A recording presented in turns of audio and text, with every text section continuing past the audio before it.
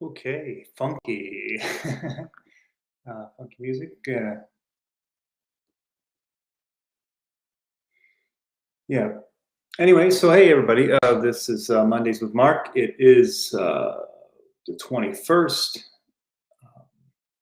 We are going to look at some of chapter 6 today, just kind of do a flyover of some things,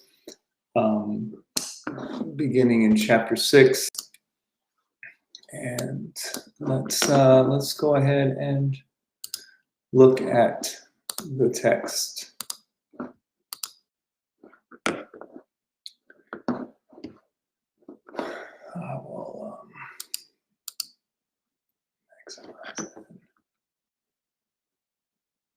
Yeah, I think you can see a little bit. Anyway, if not, listen along. So chapter 6, he left that place and came to his hometown, and his disciples followed him. On the Sabbath, he began to teach in the synagogue, and many who heard him were astonished. They said, "Where did this man get all this? What is this wisdom that has been given to him? What deeds of power are being done by his hands? Is not this the carpenter, the son of Mary? and brother of James, Joseph, and Judas, and Simon? And are not his sisters here with us?" And they took offense at him. Then Jesus said to them, "Prophets are not without honor, except in their hometown, and among their own kin, and in their own house." And he could do no deed of power there, except that he laid his hand on a few sick people and cured them. And he was amazed at their unbelief.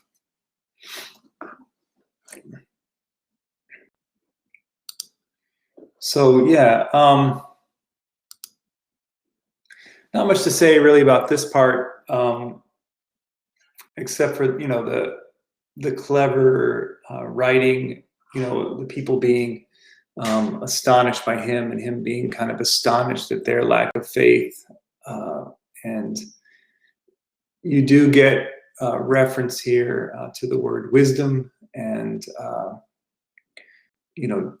clear description of Jesus as a prophet, and kind of a use of an old proverb about a prophet not being without honor, except for in their hometown. But that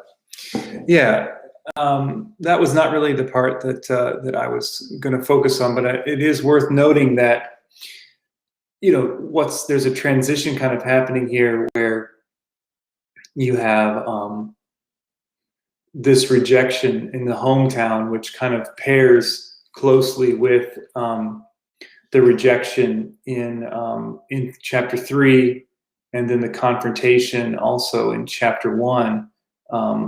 Chapter 3, 1 through 6 kind of mirrors here chapter 6, 1 through 6, with these two kind of rejection stories. And of course, that the one happens, somewhere else, and this one happens in his own hometown. And in the middle of this, you have people telling him to flee their land.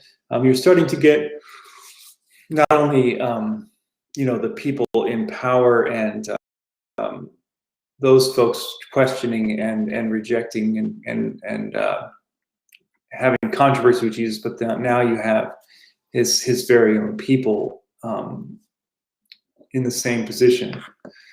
I need to. Okay, good. I see that my internet is slowing down, but it looks like I'm doing everything I can do, so I can't. There's nothing I can do about that. So you just have a escalation of rejection happening here, along the way. And so then let's go on to the next little part here.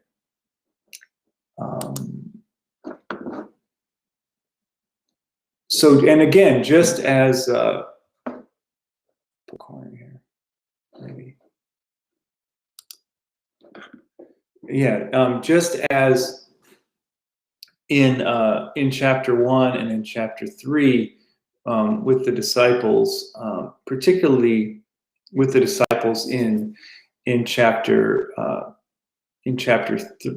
3, you have this confrontation, rejection, and then you have the calling of the disciples in chapter 1, the naming of the disciples in chapter 3, and now the sending of the disciples out on a mission here in chapter 6.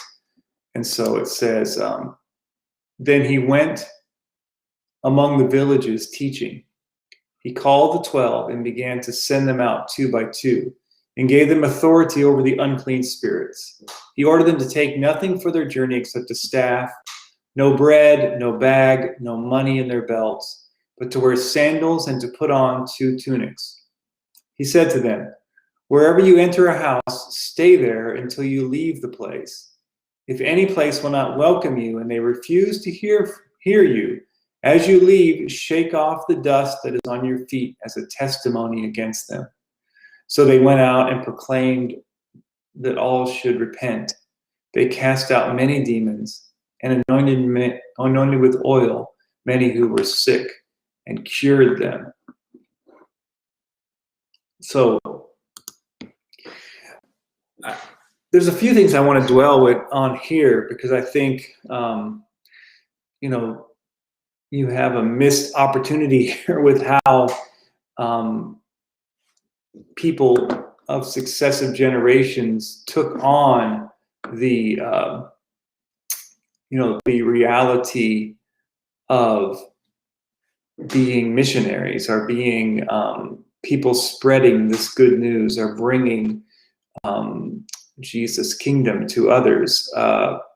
In this story, you have Jesus wanting to take the authority and power that he had, and to share that with his disciples. In fact, Mark kind of gives you this hint throughout that what Jesus is trying to do is to prove to the disciples and those around him that they can actually pick up where he is leaving off, where they can take the beginning of the good news of chapter 1 and be the people who continue that good news on into the future, and bring, as it says here, to bring healing, and to bring teaching and wisdom, and everything that goes along with God's intentions and God's will being manifest in the world. And they go out and they do. There's a small report that they do a decent job here, but of course there is always the possibility of rejection. So you have rejection in the hometown. You have the possibility of rejection as the disciples are sent out, with the idea of, if you are turned away, just shake the dust off your feet, off the sandals, and keep going. And what I think Ched Myers in Binding the Strong Man, and maybe in a couple other places, asked the question about, what would the history of the church look like if, in the great, age of exploration, or when the Portuguese enter Africa, what would it be like if, if when they were turned away, or when the people there resisted what they were doing and what they were bringing, that they just shook the dust off their feet and said, "Okay, I see you all are not interested in this. I guess we'll move on." It's a set of instructions that prohibits, or stands in the way of a mission that is one of domination, and one of kind of exploitation at the same time. This gets attributed to a bunch of people, and I heard it. Well, I heard it most recently on YouTube, but when a friend of mine came back from Ghana, the proverb or whatever goes, the white Christians came to Africa and they had the Bible. The Africans tell it as, they had the Bible, we had the land. They told us to close our eyes and pray, and then we had the Bible, and then they had the land. So that was the overall narrative, of colonialism, of the Christian mission, so to speak, in so many places, was one of exploitation, one of being there to take resources, and having the mission on the kind of on the side, or as something that the Pope gave you in order to say, go and discover these things, and if you can evangelize at the same time, more power to you. But I think that it's worth us going back to critique and going back to condemn, even really the way things were done, since they were not based on what Jesus is calling his disciples to do. We have to be careful with the missionary work that we do, that we are that we're following along with what these instructions are, and how we might go about them. And of course, I mean, that's not even getting into the whole idea that the way Jesus lays this out is that the people who are going on the mission trip are setting themselves up to be at the kind of at the mercy of the hospitality of others. They're not taking enough with them to be self-sustaining. They will need to rely on the hospitality of those who they come to. So there's a mutuality in what's happening. Anyway, you get what I'm saying. It's just the way that this history has played out has been quite different than what Jesus is talking about here. And maybe that has something to do with the decrease in healing and help that's been given. But I think that we should consider again what's being asked of us here as people who are called to share the good news and to share Jesus' healing and liberation with others. So yeah.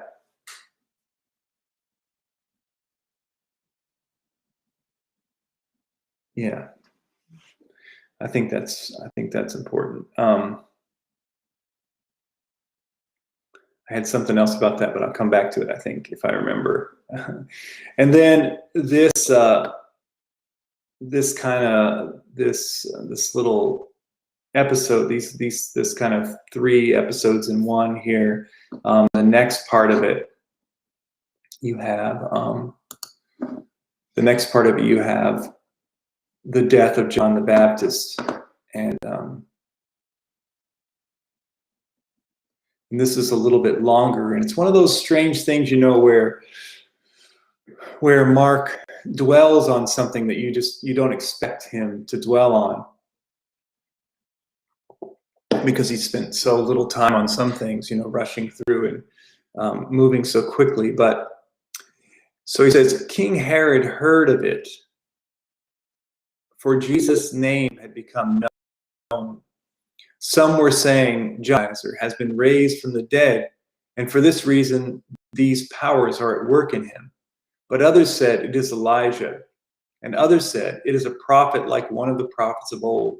But when Herod heard it, he said, John, whom I beheaded, has been raised.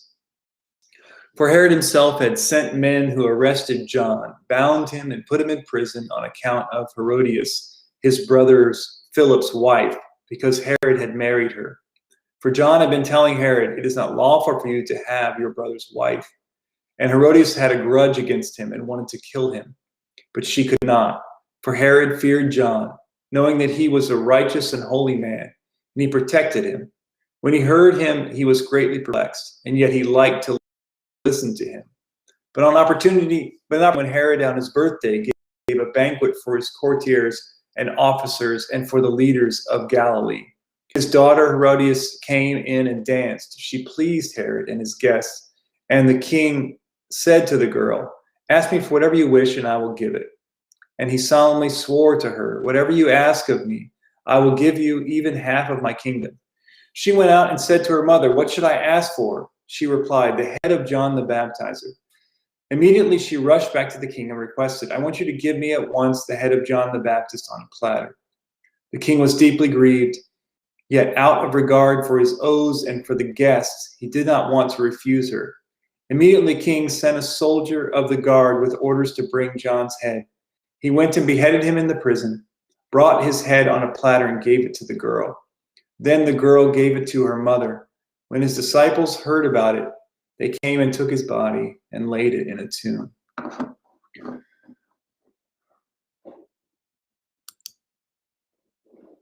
Yeah. Oh, wait. Oh, all right. Hey, Mark. Let's see if I can get Mark in here. You're on Impressionist Cam again, Mark. Yeah, I'm gonna work on getting a little bit better camera. I don't want this camera.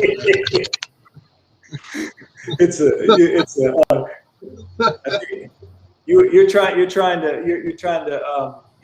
make sure that if anything gets said on here that that you'd be like, that wasn't me. that wasn't me. What are you talking about? You're just funny enough so that you could get away with some stuff on here. Yeah. Wow. How been? Oh, good. How was this? This was your last Sunday, wasn't it? Yeah, yesterday was my last Sunday. Yeah. Wow. Yeah, so yeah, pretty intense, pretty emotional stuff. The whole time. Yeah. You were there how long? 7 years. Yeah, 7 years plus. Well, yeah. A lot of time and a lot of investment and a lot of relationships and wow. Yeah. I think it was the summer solstice yesterday too. So. Yeah, it was. It's a lot of stuff this weekend. Yeah, for sure. Yeah, so just thinking of the just reading that last little bit. It's always interesting how Mark all of a sudden starts telling long stories about the most kind of crazy, because the last time he kind of extended his talk was about the demoniac, and the pigs and that whole story, and then you get the story of John and Herod, but yeah. I wonder if Mark is just trying to. He's a great dramatic. He's building the tension and the drama, outlining the conflict between Jesus and his followers and the religious establishment, so to speak. Yeah. So he's like, I think he's building that tension up. Right. I wonder if that some of those same tensions were felt in that Markan community. Yeah. Well, I think it's in chapter 8.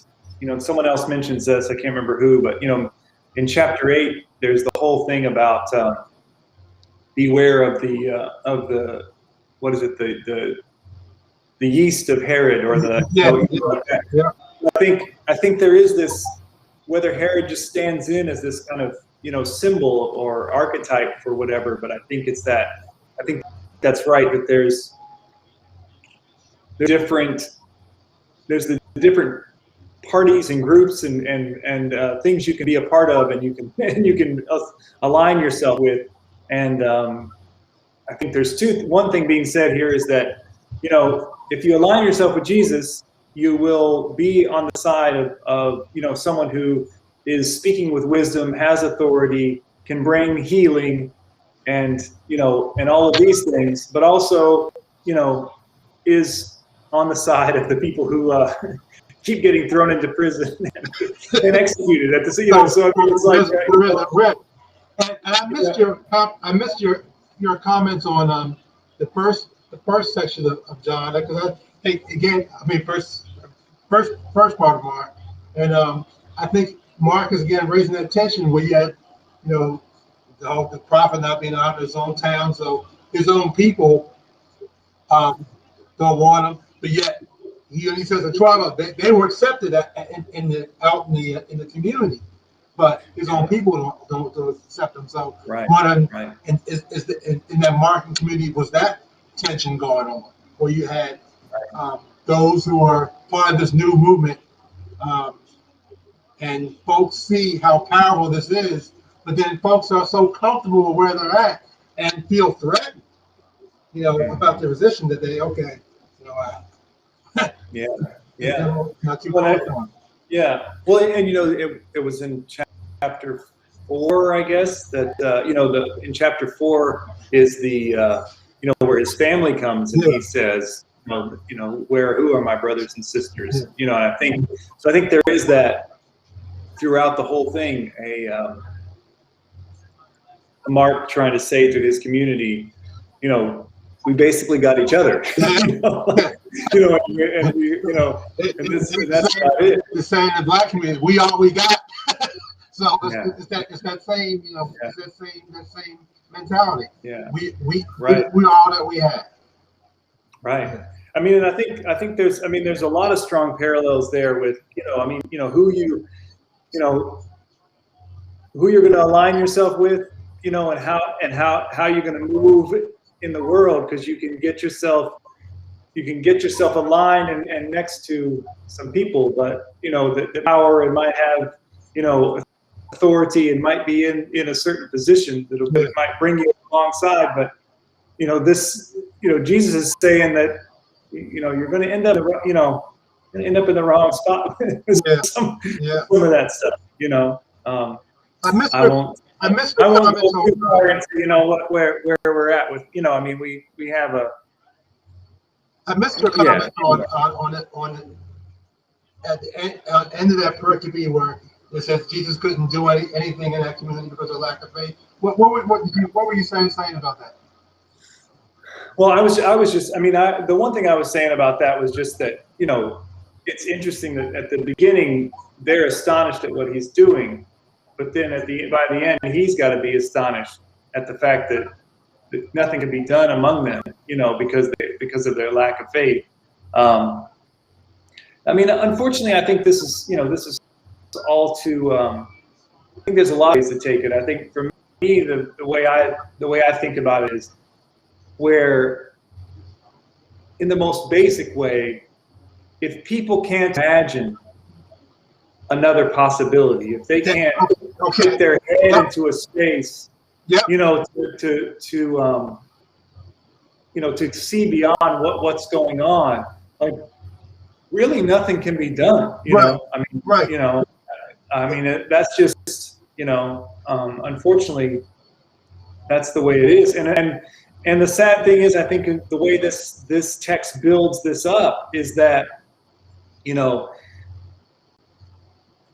when you are part of the group that's trying to imagine the new thing, when you're part of it that's trying to seize hold of this new possibility happening, forces aligned against you are pretty strong, and you have to have you have to be prepared for that. And I think sometimes people who look at that text, they look at it from a hermeneutical perspective that Jesus was powerless, and I don't think that's the issue. The issue is what you just said, is that folks weren't willing to compromise or change, or folks are so comfortable and so threatened by this possibility, this change, and this possibility that they don't want no parts of it. And I also thought about that one thing that text shows is that God doesn't force himself on us. That if that's where folks are at, then okay, that which is the opposite of of Christian missionaries that were almost forcing themselves on folks. So but God doesn't do that. He's not a thug. Right. Yeah, and I think maybe that's why this the calling of the disciples and that sending them out comes after that text is and I think part of it is that Mark all the way throughout is trying to call for people to participate in what God is doing. It's not about it's really never about just sitting around and watching Jesus do something. It's like recognizing that this person is bringing the kingdom of God, and you want to be part of that.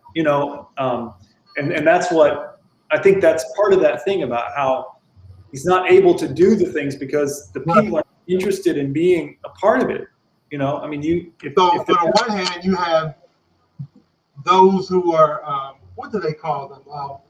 The people of the land, the struggling folk who were maybe more open to the possibility, but those who are comfortable and have something to lose because of it said, okay,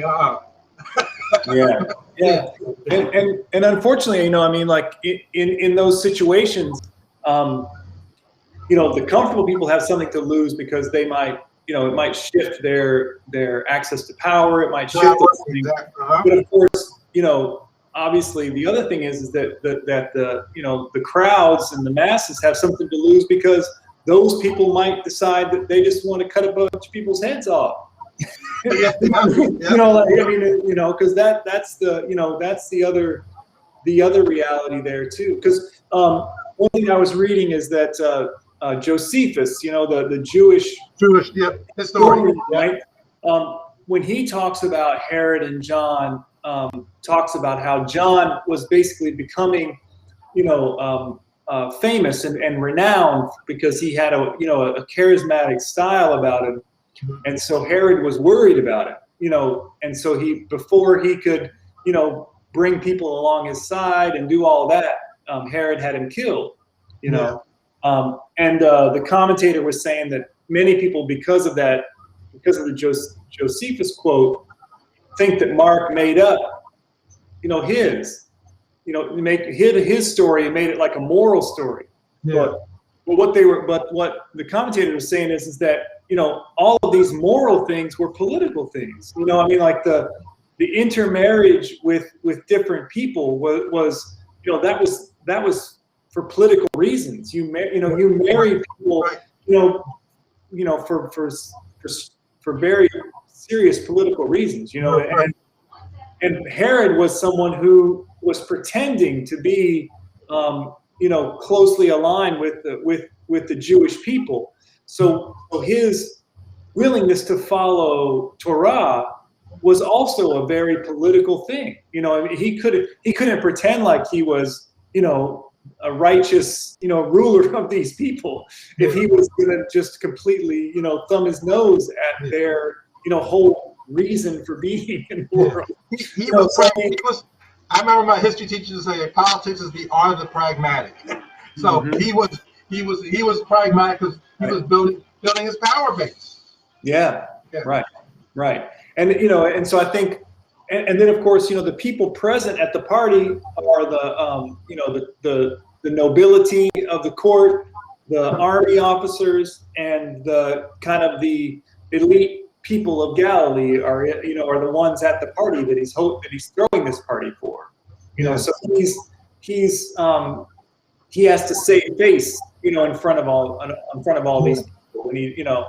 And I think part of what Mark is saying too is that you can reject this person who is teaching with wisdom and authority in a small synagogue, healing people, for the sake of, you know, the Roman imperial way that you're comfortable with. But look at how stupid they are. Like, you know, they have a party, they get drunk, this girl dances, and this dude kills someone, you know, who's clearly God's messenger for no good reason at all.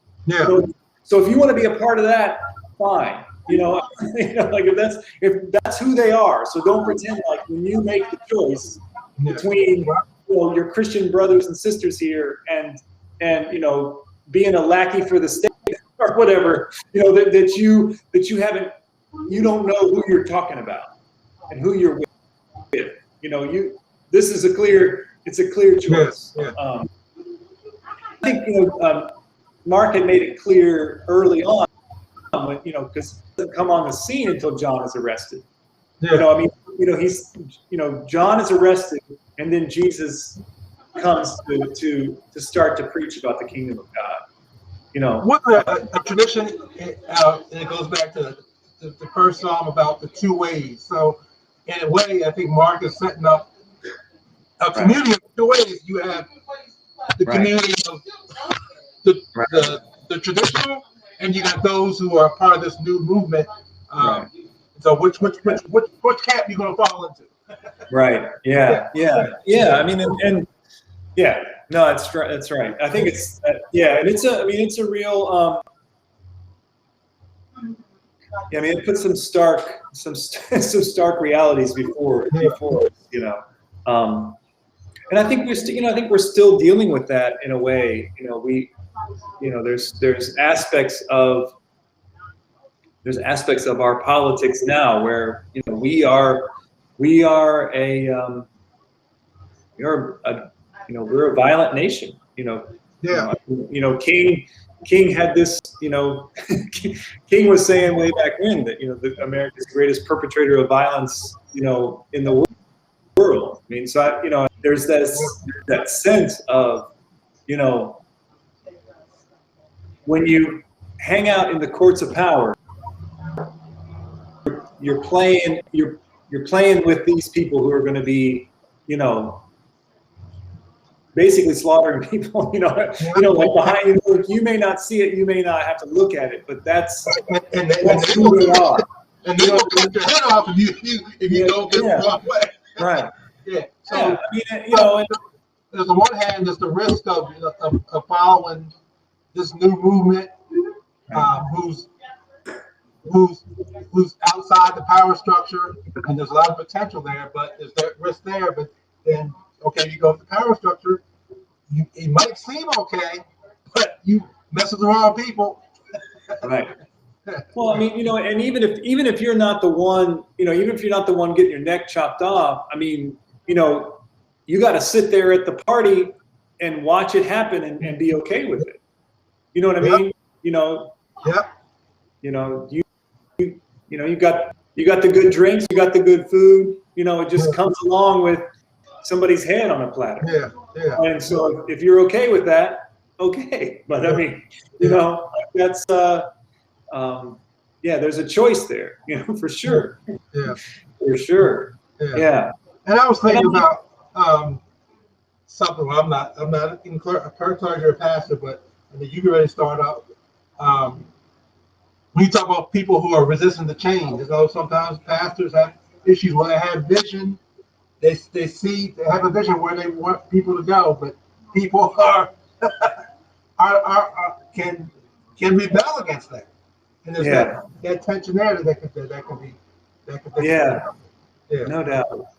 I mean, Yeah. I think I experienced that a long time ago. My first position, I was a Christian ed director, and I was trying to. My position was Christ-centered and Afrocentric, and I was trying to push certain things, and folks were resistant. So you run into that. We're not trying. Folks think you're trying, and folks felt that they were personally threatened. I wasn't trying to personally threaten anybody. I was just trying to get folks to see other possibilities. Yeah. Oh, I mean, I think one thing that the Gospel of Mark is good at is letting us know that even the most, even the closest three disciples are just knuckleheads. Most of the time. Yeah. So I mean, and I think Mark is really interesting too, because he's like there's two different instances where people are kind of stunned into silence, but that the story keeps going. So even because at the end of the end of the gospel, it's like the women were afraid, and didn't say anything to anyone.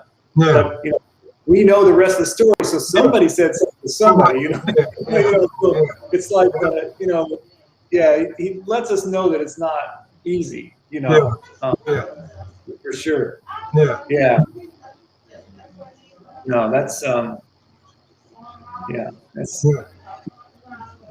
good. That's good stuff. I think. And I don't know if you were on when I was just that middle part about sending the disciples out. No, I missed that. Yeah, I was just one of the things I think is interesting. One of the things that's maybe if I was going to do a thing on just that, they're talking about how there's a lot of Exodus parallels. Okay. So and then of course that clearly sets up in Deuteronomy that the two ways. Two ways. choose life or choose death. So I mean that would play into that. If people have to preach on that, there you go. It's the whole thing there. But the other thing I was just saying about that is the instruction that Jesus gives about how to enter a place and how to leave a place. I was just talking about, if you look at how Christian mission was done over the years, if people would have followed this tactic, we would be in a lot different place than we are now. I was just saying that, when the Portuguese went into Africa, or when the Spanish came over to Latin America, they would have been like, "Oh, you guys aren't interested in what we're talking about? All right, well, we'll just shake the dust off our feet and walk away." So don't try to exploit everything. He was pushing definitely was not threatening. Yeah. They were vulnerable. They didn't have no money, no shoes, so they were vulnerable. They had to rely on on the community. Right. And that was the other thing I was saying. It was basically they were dependent on the hospitality of others. Right. So you automatically start in a place of, I'm bringing something that I've found to be,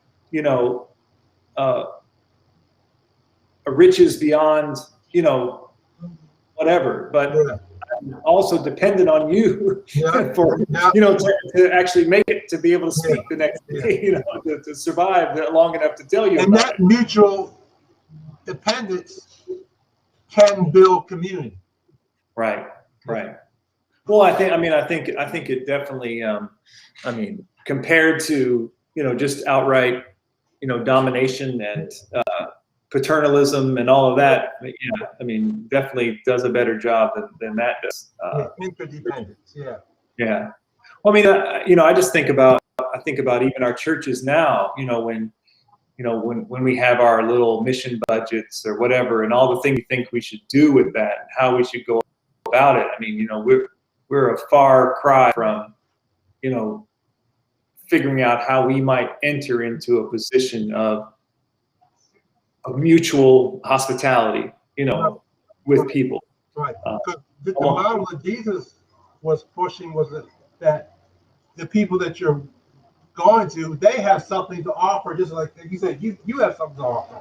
Right. But unfortunately, the model for missions was, I got it all, they ain't got nothing. Right. Yeah.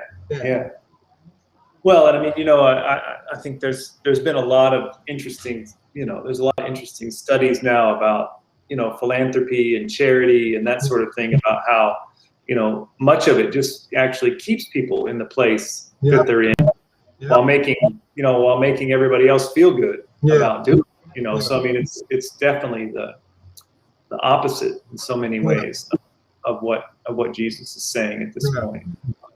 Yeah. No, that's a good. Yeah, that's true. Too true. Yeah, I think the way that Myers says it is that he says Jesus' instruction severs evangelism from any practice of domination or conquest. So just cuts that out right away. And I love the contrast in verse 13. They drove out many demons, anointed many sick people. Whereas the contrast from the period before, virtually nothing happened. So Mark does a great job of that contrast. Yeah. Well, and it also is that the move, say that Jesus couldn't do this because of their lack of faith, but then immediately shows the disciples being able to carry on in a different setting, but where Jesus, where it highlights the last part, Jesus' inability to do some things, and then it talks about the disciples' ability to do some things. I think there's always that move of the power, authority, and whatever, the healing spirit that comes through Jesus, always spreading out, to the people who will actually take it on and take it as a vocation, as a That's good. Yeah. Super. Oh, we already hit 40, almost 45 minutes here. So Wow. Okay. yeah. Well, so next week I think I'll probably be good for next week because I'll be starting to move a little bit, but I won't have really got into the thick of it, as far as loading trucks and that sort of thing. So I'll probably still be alive. And I don't know. I might spend a couple weeks on the text for next week because it's one of my favorites. The feeding of the 5,000. 5,000. Okay. Yeah, I really I think there's a lot. To unpack. Yeah, a lot in that one. And then Did you say that was? Did you say it was a lectionary text? I don't know when the lectionary text is. I don't know when it's a lectionary text, but I think it's. Some of these are coming up pretty soon because I know that I know Marcy, who was saying that next week there is next week the 27th is the two women, the two daughters. Okay. Yeah. Okay. So the one that we did last week. Okay. Yeah. So that one's come, but then I don't know how they they skip around, so I don't know how I don't know where they're at. But yeah, it's interesting. The lectionary picks up. I was thinking about this too because I was thinking about just maybe starting with the lectionary text in Mark, so I would actually might finish it by the time by the time the end of November comes around, but in the middle of the summer they switched to John 6 for about I don't know 3 or 4 weeks in the lectionary. They do that whole section in John where Jesus talks about being the bread of life. Okay. They do that whole thing. So I don't know. I have to figure out how to work around that. But while I think if this coming week and the week after that we stick with the healing of the 5,000 stories, since I'm familiar with it, I might be able to actually keep up with that in the midst of moving, starting a new job, and being in a totally new place. I might just be able to keep up with it. Yeah, actually, I was invited 2 or 3 summers ago to preach to the summer school classes at the seminary. Okay. Union, and I preached on this on that text. All right. On the feeding of the 5,000. I was trying to think if I ever recorded that or had that, put down somewhere, but I don't know if I ever did. Well, I know you got a lot of things you can reflect on that text. I look forward to that next week. Yeah, that'll be good.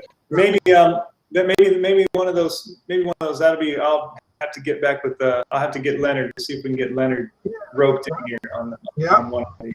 Yeah. We'll try to do that. Okay. All right. All right. Thanks, Mark. You have a good week.